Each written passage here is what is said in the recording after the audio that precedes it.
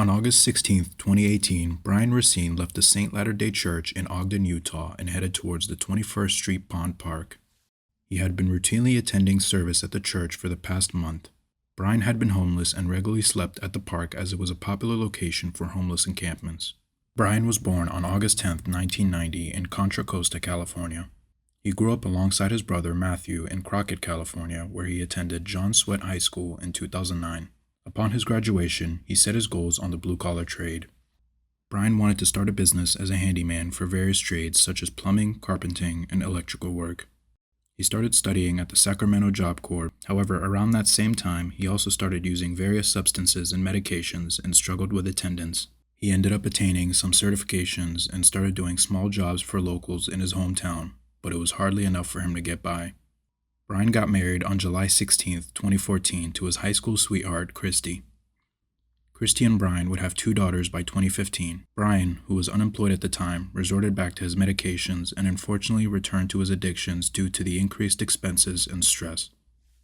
In 2018, Brian told his family he was planning on moving to Ogden, Utah to attend the Church of Latter-day Saints for an addiction cleanse and perhaps start from a new beginning.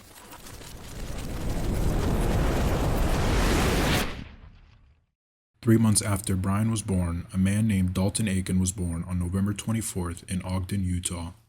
Dalton and Brian had similar upbringings. They both liked similar genres of music, they were both familiar with the same types of drugs and medications, and the both of them trained and worked blue-collar jobs. A few years after Dalton graduated East High School in Salt Lake City, he took on a job as a contractor and began working for a real estate developer in that area. A few months after he started, he was fired for alleged fraud alongside other things that were undisclosed, and he remained unemployed living at his parents' home in Ogden. On August 16, 2018, Dalton and his close friend Corey Fitzwater drove to the 21st Street Pond Park in Ogden, Utah. Corey was a specialist that was deployed in the Kunar province in Afghanistan. He was a victim of 9 separate explosions and suffered severe traumatic brain injuries. Corey earned 2 Purple Hearts before taking a medical retirement. When they both arrived at the park at around 2 a.m., they entered through the north entrance before crossing the main bridge onto the trail. One witness that was exiting the trail at the time described them being loud, drunk, and reeking of marijuana. Dalton and Corey wandered through the trail for approximately 30 minutes when around 3 a.m. a gunshot was heard. Several people ran out of the north entrance, including Dalton and Corey, who ran to Dalton's truck and drove away. Moments prior, an officer had been parked just up the road and had observed seeing Dalton and Corey running towards their vehicle. The officer noticed Dalton fumbling something in his hands before getting in his truck. A few moments later, the officer pulled them over on 17th Street and found marijuana as well as an unregistered firearm in Dalton's vehicle. The officer arrested them both and brought them in for questioning. While Dalton and Corey sat in separate interrogation rooms waiting to be questioned, officers were searching the park where the gunshot was heard. They came across a campfire that was almost out with a tent right next to it and discovered the body of Brian Racine laying outside the tent on the floor with a gunshot wound to his head. Only 5 hours earlier, Brian had left the church he was attending a few blocks away to the park he had been living at for the past month. When Brian moved to Ogden, he gradually lost contact with his family. His parents even contacted the Weber County Police Department about his disappearance, but unfortunately, they never found him until now, lying dead in his own pool of blood. Back at the Weber County Police Department, detectives prepared to interrogate Dalton after they had just finished speaking to Corey, who told them he had no idea what they were talking about. First, right? Yeah. You gonna save that sandwich? Yeah, Okay. okay. Let's throw the bag and stuff and everything else in the garbage. Perfect, thank you. You want a punch or not? No, I'm okay on that. Okay.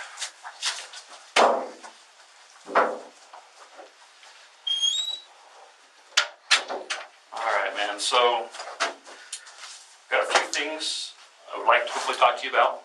You are obviously in custody, so go do the Miranda before I can do that for you, okay? So you have the right to remain silent. Any he's against you in a court of law. You have the right to talk to a lawyer and have him present with you while you're being questioned. If you cannot afford to hire a lawyer, only be able to represent you before any questioning if you wish. You can decide at any time to exercise these rights and not answer any questions or make any statements. Do you understand each of these rights I've explained to you? Yes. Having these rights in mind, you wish to talk to us now. Talk to you? Yeah, me and... Notice Dalton's response to the detective's question.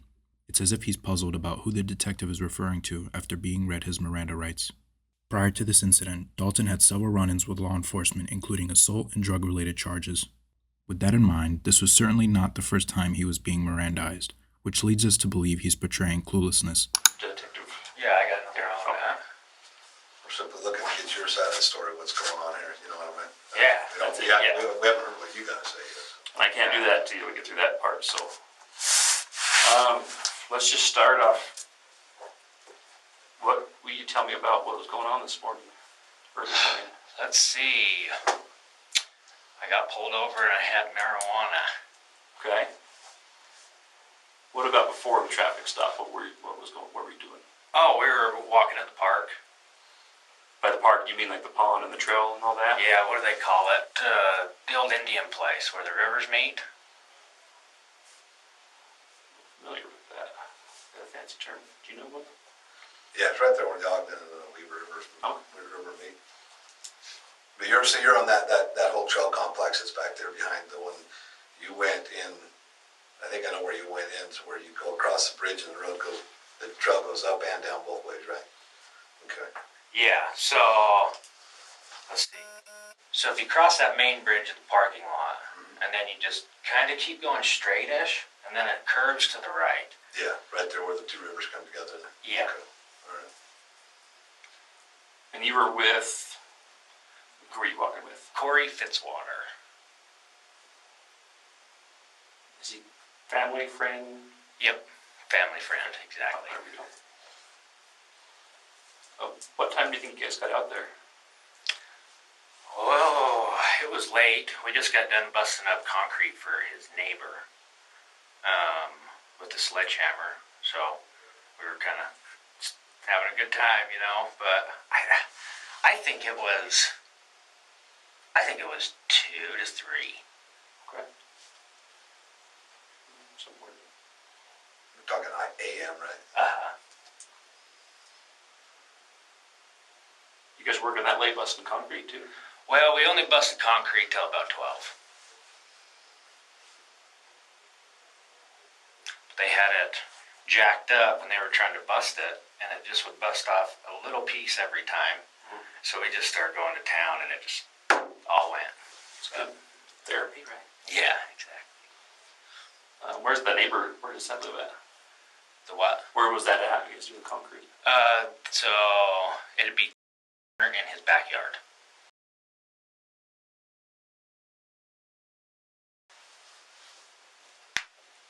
Okay, so you guys are busting concrete. I'm not gonna hear. So,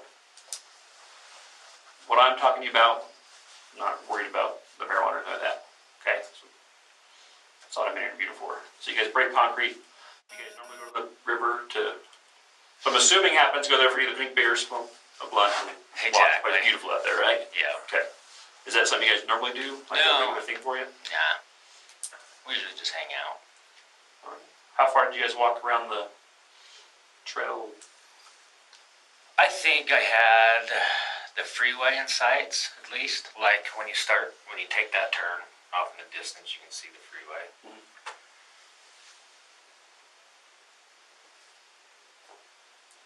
Do you guys see anybody else on the trails or? Yeah, done.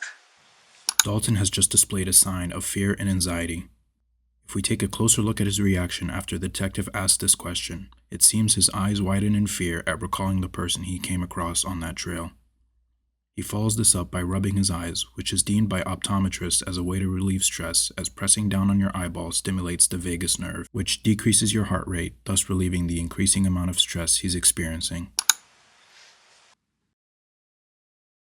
So you guys park in the direction, so when you first say you're walking, are you going east, north? How does that trail split off?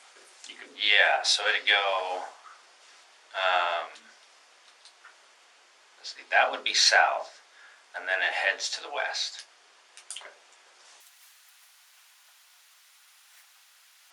So, and how long, so you guys get there, you think around 2 to 3? Yeah. How long do you think you guys were out there for?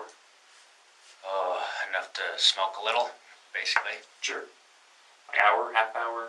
I know it's hard to tell time out there. Half hour.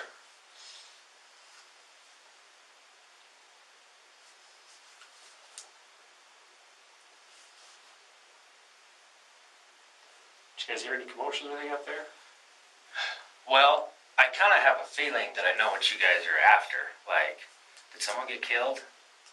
I mean, so I heard a gunshot, for sure.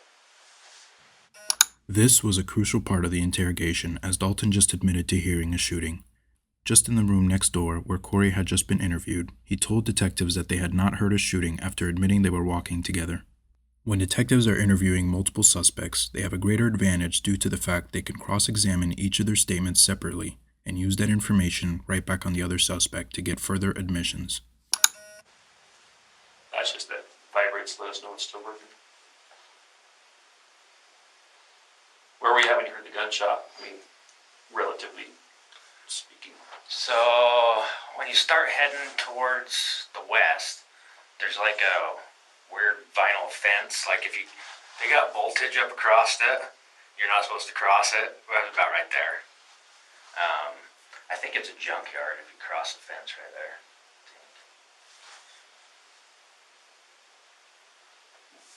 What did you see, hear, smell after the gunshot? Nothing. Yeah, just that's it. What did you guys do? Well, we're kind of country. I guess we didn't even pay no mind to it, to tell you the truth. Thought it was weird so late, but yeah. Did you guys just continue on your way? Did you start?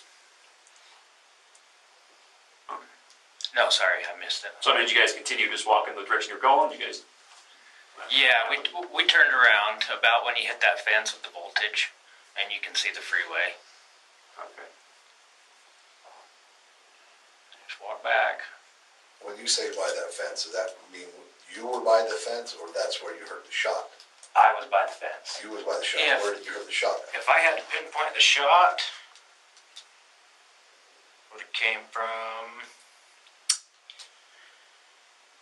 Oh, what's that business? The mechanical place, HVAC place, Mountain Valley Mechanical. Mm-hmm. I bet that's, I think, where. What direction is that from where you're at? Let's see. It's right on that hard turn where it says 15 miles an hour. That's where I think it probably was. Okay. Because that's where that Rocky Mountain Mechanical is. Mm-hmm. So you say you were by the vinyl fence and you heard it by the hard turn. So you think it was to the north of you then? Let's see. So, yes, exactly. Yep. Yep.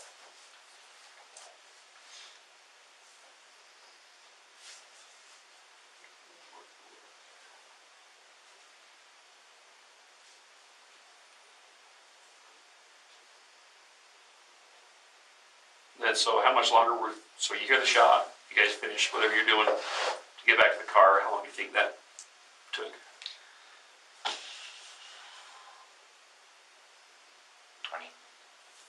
20 for the hike back.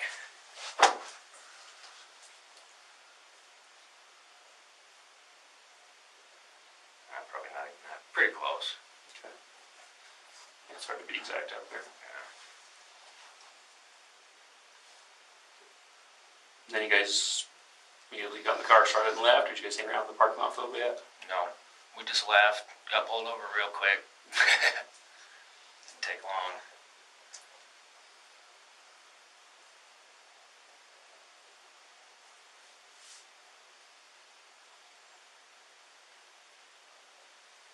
Did you guys go into any of the camps while you were down there? Mm-mm.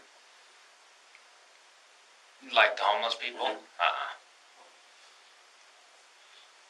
No, we actually never came face to face with any of them. Just there's a time. Just through the fires? Mm-hmm. Do you know any homeless people that live out there? I do not.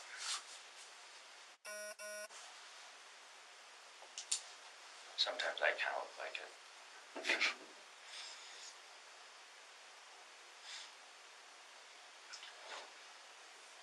All right.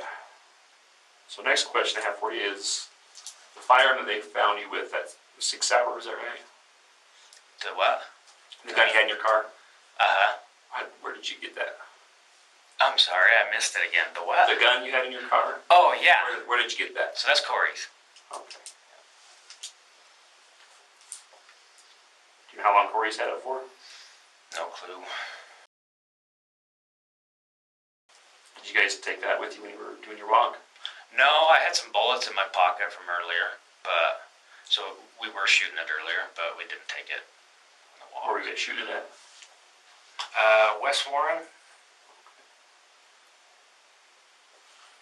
His parents and in-law have a pretty good pad out there. Just lots of country, just Oh, yeah. freaking Good luck at your targets. Yeah, it's awesome.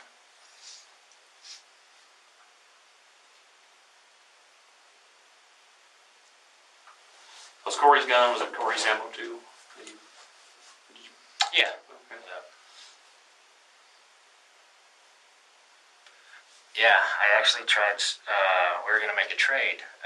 I took him my Universal 30 caliber carbine Universal. So we were just on a gun kick, kind of on a trading thing. You're gonna trade the carbine for the? I was thinking about it, but he never could talk me into it because it's my uncle's.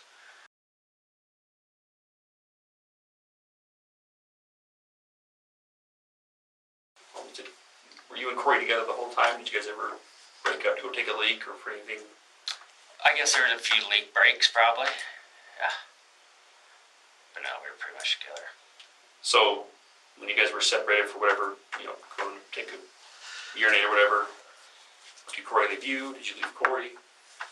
I think I left him once, and he left me once. I mean, not leave. Right, out of sight. Yeah. To go do your business. And the bullets you had in your pocket, those were unfired rounds? Correct. What was Corey thinking about? Was he saying anything? How was Corey last night? Yeah, he was upset. His wife was accusing him of cheating on her, which he claims for sure hasn't. But it makes him think that she is. That's what he told me. So yeah, we were venting that night for sure. I was kind of there for him. How was Corey when he's upset? Is he calm? Does he get a little angry? He gets a little angry, but I think it's his war stuff. His Iraq, PTSD. I think he's retired. He's retired and he's like 30 years old. He's got a Purple Heart. Okay, so an area of concern or question that we have. Notice Dalton's posture change after the detective's last statement here. Dalton crosses his arms while laying back in his chair with his shoulders slightly scrunched up. Body language experts would refer to this as a sign of a closed posture. A closed posture typically emanates from a person who is feeling threatened. It's human nature for people to exhibit these reactions to natural triggers like the statement the detective just said. This leads us to believe the reason Dalton assumes this position is because he is feeling threatened for recalling his possible made-up series of events. Watch how the detectives pick up on this cue and approach with more caution. So you guys were there.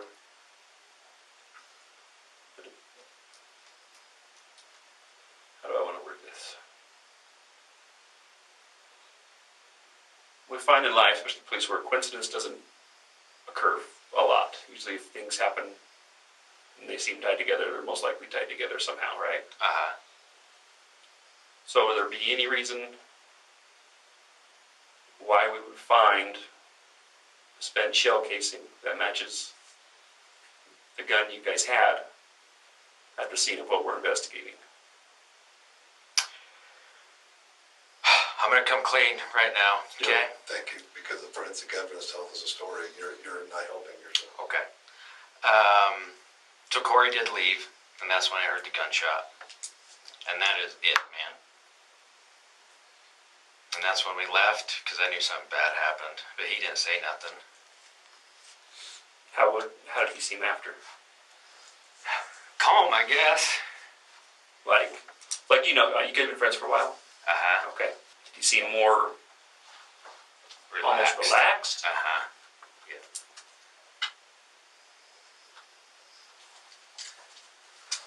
No, in this circumstance now, if what you're telling us is the truth, you're telling us you come clean, you're telling us this is the truth. Yes. You Yeah, I'm throwing it out. you need to get off any thoughts of protecting Corey. Okay. Okay, when we ask you questions, you need to give us all the details. This is not a short story, this is a long story, right? Okay. So if you give a short detail like, I walked away, I heard a gunshot, I thought something bad happened. There's a lot of shit that went up before you walked away from him. There's a lot of stuff that went on after. You are thinking about you now. If you're telling us the truth, you're not protecting Corey anymore. Right. Because if you're not a witness, what are you? Let's see, what would it be? A bystander? Something? No. No, we call that in police work a suspect. Oh, okay. Suspect and or accomplice. Do you want to be a suspect, an accomplice, or a witness? Well, I didn't do anything, so I don't want to be any of those. No, what you want to be is a witness. Oh, okay. Right. Yeah, right. Yeah, you don't want to be an accomplice, you don't want to be a suspect, you want to be a witness. Yeah. If a lawyer was in the room at the time of this detective's statements, he would have had a good chance of getting this entire interrogation thrown out as inadmissible by the prosecution. Police officers are legally not allowed to give legal advice when interrogating someone for a crime, and the detective telling Dalton that he should want to be a witness can be argued as legal advice. Now, you have the potential to be a very good witness, or you could be resistive and not share with us all the details, which is going to make you an accomplice. Does that all make sense? Yes, it does. Okay. For So sure. when we ask you things, even if you don't short the answers, and also if we don't ask details and you have details, share them, because you don't want anything to do with the end result of a man dying, right? Yes, exactly. You don't want to be that guy, right? Correct. And I knew nothing about this. So let's go back. Okay. You guys just didn't randomly be walking down a trail. He walks right and just decides to shoot somebody. There's something that led you guys to that camp. And that's why I brought up his wife, because I think really that's what it is, because I can't think of any reason.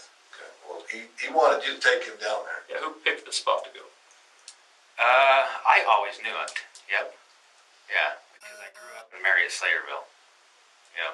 Yeah, but I'm saying, you guys, what led you guys there? Tonight. We know you know the spot. What led you there last night? Yeah, marijuana. So were you going to buy marijuana? No, we were smoking it. Okay. So the cops found my bag. So here's the story that I'm kind of getting from you, and if this is what you're going to go with, Yeah. it's not going to be good for you. Okay. You're going to say that you guys randomly showed up at a random spot to randomly smoke some marijuana, ran into a random camp, and shot some guy. Yeah, that sounds bad. Yeah. No, I'm thinking what happened was there was a reason you guys went there. The guy that was there, you knew, or Corey knew. Well, wait. okay. Corey or you knew he was there, so you guys went down there to deal with that. Now I understand you not wanting to be involved in the actual process of it, but there's something that led you guys to that spot. I refuse to believe you. I mean, that Corey just randomly picked some guy and shot him. Start from the truth, dude. I'm kind of being serious. I think that's what happened. I think he literally just shot the guy. I mean, I know that sounds bad, but literally. That's a hard sell in a court of law. Yeah, it is. When you're on the stand and we're trying to convince the jury that no, Dalton didn't have anything to do with this. Oh, okay. I got you. It's his PTSD stuff. I don't think this is the first time it's happened, but I think it's something to do with that. Okay, so what did Corey say before he shot the guy? Nothing. Like it was. What made you separate from him? He went off the trail, and I followed him, Okay, and he shot the guy. so you were there. Yeah. Okay, that's one thing we want to make clear, that you guys didn't separate. You saw what happened. Yeah. So that's helpful because I've seen it. to say that he randomly walks away from you and does this, he walks off the trail towards a camp. Yeah, and I Does follow he him. say something about going to that camp? Is he pissed off at that camp? No, he sees it, Okay, but no. so you guys walk towards this camp, and it's random. You say Corey doesn't know this guy. Yeah. You don't know this guy. Yeah. So you walk into this camp. Did they say anything to you? I think the guy was sleeping, to tell you the truth. So the guy's in bed sleeping. Where's he at? On the ground. He's sleeping on the ground? Yeah. Is he in a tent, under a tarp, in a Just laying on the dirt, a sleeping bag? Just the dirt, I think. Okay. I think. So tell me, so when you follow according to the camp, kind of tell me about the camp a little bit. Okay. It was kind of hard to see because it was dark, right, yeah. and his fire looked like it pretty much went out. Okay. But there was a big tent by it. Okay. So there's a big tent there. Uh-huh. Okay. And you walk in, and you think he's asleep. I don't walk in. He's asleep outside the tent. He's on the ground. That's what I'm saying. When you walk into Yeah. the camp, you believe he's asleep. Yes. Okay. Yeah. And what does Corey say? He kind of mumbles in like a drunk talk, like, how you doing? Corey says that? Uh-huh. Okay. Is he drunk? Yeah, he probably was like 10 deep, probably. 10 beers? Uh-huh. Okay. Plus, Have you guys smoked marijuana at that Uh-huh. point? Yeah. Okay, so we've got marijuana and beer in it. And you say mumble something. Uh-huh. Okay. Yep. Then And to the guy. to the guy. Yep. And then what? Shot him. did the guy say anything to him? I don't know. It's almost like I just didn't want. You know what I mean? And so I don't think I looked when he shot him. Okay. But if I had to guess, somewhere here. Okay, so he shoots him somewhere in the upper body. Then what? Then he takes off running, and I don't know what else to do but run too, I guess. Okay. Get in the truck, get pulled over. Okay. Forensic evidence on the scene doesn't tell that story. Okay. The things that we can prove don't tell us that story.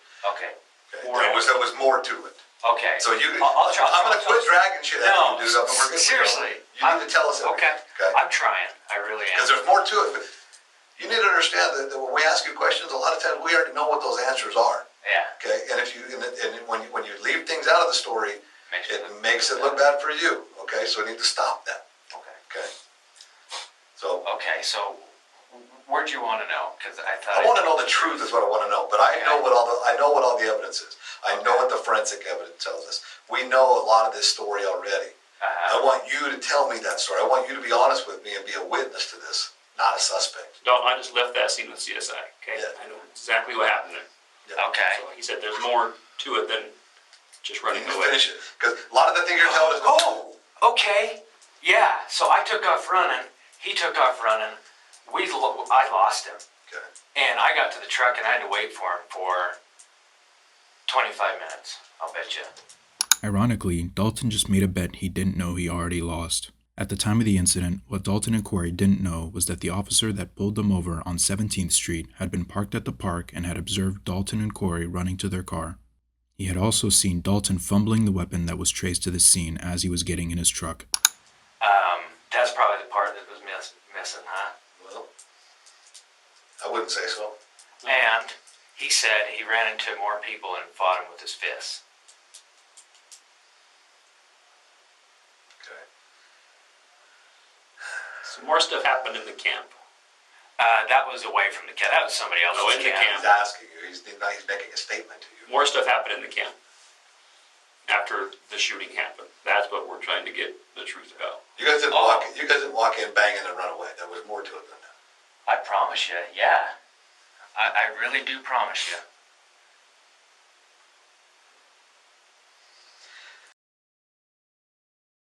After investigators left the room, they finished up the interrogation with Corey. When they interviewed him the first time, he told them that he never heard a gunshot and had no idea what they were talking about. This time, when detectives interviewed Corey, he told them that it was Dalton's idea to, in quotes, go to the park and harass homeless people. They each got their standard phone call after and were both heard blaming each other loudly over the phone. Forensic evidence tells us there were 2 sets of footprints approaching the front of the campsite where Brian was. There was also 1 spent shell casing present at the scene. Officers also found 6 rounds in Dalton's right pocket that belonged to the same weapon when they got pulled over. This, however, doesn't exactly paint a clear picture on who pulled the trigger, since both Dalton and Corey tested positive for gunshot residue, and both of them admitted to shooting guns earlier in the day. Dalton's trial was set for July 29, 2019 at the Ogden 2nd District Courthouse with Judge Camille L. Nider presiding. The prosecution started their argument by referring to the fact that when Dalton was asked if it was his idea to go to the park and mess with homeless people, he told detectives, Homeless people are a problem and don't contribute to society. This statement helps us paint a clearer picture on the possible psychological motive. Dalton was recently unemployed, and if it were not for the support from his family and friends, he would have most likely been homeless as well. Perhaps Dalton's own insecurities and self-hatred caused him to execute the idea of being homeless, something he was so close to becoming. Perhaps Corey's drunk PTSD episode caused him to execute Brian with no remorse, considering one of the most common symptoms for experiencing an episode while being under the influence of alcohol is a loss of emotion. What we do know is that Corey told detectives he didn't know anything and requested a lawyer, while Dalton attempted to lie his way through it before confessing blame. Dalton was sentenced to 16 years to life in prison with the possibility of parole in 2038. Corey Fitzwater is currently held without bail in a Weber County jail awaiting trial because his trial date has been delayed 4 times. One of the reasons was because Corey was accused of hiring multiple people to lie and claimed that Dalton confessed to shooting Brian all on his own. One of the people detectives claim Corey hired was interviewed by the Weber County Police Department. This is Miller Castillo. Miller and his wife were charged with aggravated murder for the death of their 3-year-old baby girl. She was found malnourished on the floor of their home with several abrasions, burn marks, and bruises on her body. She weighed only 13 pounds the day she passed away. This pathetic excuse of a human was currently housed in the same jail as both Corey and Dalton. Now let's be specific about the conversation you had with him through the cuff port. What exactly did he say? Talking and saying that the guy that he shot, him and his co-defendant, he said, did not touch him, didn't do nothing like that because they were drinking that day, traded him a gun for another, like a couple other guns he got that day from him, and he traded him for a 45, I guess. Who is this co-defendant? Corey Fitzwater. Okay. Have you talked to Corey? I haven't talked to Corey. But I've been talking to Dalton here and there. What else did Dalton say? Dalton said what he exactly was, does he feel like shit for doing it? Yeah, but like he said, he has no one to worry about him. He just did them a job, basically. He lived on the streets, didn't give a shit, and that was just his thing for a while, just to kill someone, a bum. And what he said was he was basically cleaning up the streets that day. You said he basically said that. Did he actually say that? He said that, he does. What were his actual words to you? He said, basically what I was doing, just cleaning up the streets. Okay. Did he say anything else? Then I was like, how do you feel about that? He's like, I feel okay about it. He thinks he'll get out of it. Okay. And specifically, what did he tell you he did? He told me he pulled the trigger and blew one guy's head. Okay. And did he say anything else specifically about it? He felt good about it, doing it. Okay. Did he say what he did after? He just left, and some other person, I don't know who it was, that contacted the police. He said he doesn't know who did it. So, why do you think Dalton would confide in you, a stranger, that Why? he's the one who did the shooting? Why would he tell me he did it? Because he said he's going to be going to prison. I said, how long are you going to be going to prison for? He said either 15 to life or 25 to life. I was like, what'd you do? He says, I had a gun that night, and I had some bullets. No, that's not the question I asked. I'm getting to that question. Okay. He told me that time why he was in there for, how it all happened, and why he did it. This response to the question takes on the familiar form of a non-answer. A non-answer is a response that fails to address the subject of a question. It's commonly found in statements where one is trying to persuade rather than inform. A person that gives a non-answer is someone that is pretending to know what the answer is, assuming the person listening wouldn't pay attention to the response and rather focus on the fact that he was able to give a confident non-answer. It was just That still doesn't answer my question. Why would he tell you, a complete stranger? because I told him my charge. No one else inside the pod told them their charges. I Everybody don't talks know about who's the charges. And, you know, The everybody reason does why talk we don't about talk about our charges, because a lot of people goes and try to get a better deal, and we don't talk about our charges, especially in my case. Is this what you're trying to do here? No, I'm just doing the right thing. You haven't asked for a deal.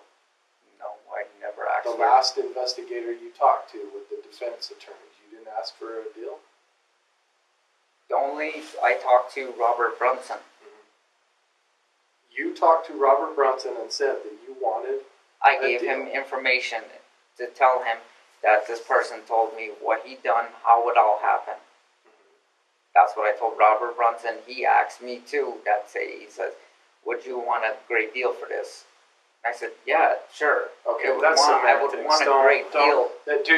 Dude, that's semantics, okay? Don't act like you're If Mother it's- Teresa and you just came forward out of the goodness But of here's your the thing, own heart. if it's How did you even get contacted by Robert Brunson? how? Yeah. I don't know how. How do they know you knew this? How did they know that you knew this? How did they know? One of the easiest ways to spot someone that is lying is if they constantly repeat the question they are being asked, as restating the entire question is often unnecessary. Liars often repeat a question nearly verbatim as a stalling tactic to give themselves time to formulate an answer. Talk to Dalton. That's not Dalton's attorney. I understand that. So how did you get contacted by Robert Brunson? I do not have a clue. Who did you tell that you knew information about Dalton? No one else. No one else? Well, then how did they even know to contact you? How? I do not have a clue.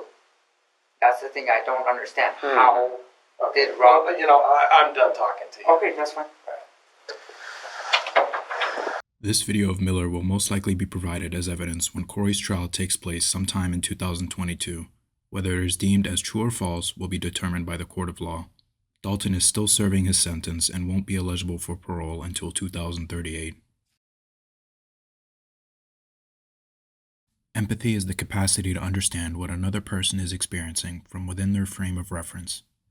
When one can be empathetic, he or she can better understand people's circumstances and see things from their point of view. We all face challenges throughout our lives, each with our own set of resources to help face them. Empathy helps us understand each other, and in a world of individualism, being more empathetic just might help us all get along a little bit better. Do you know any homeless people that live out there? I do not.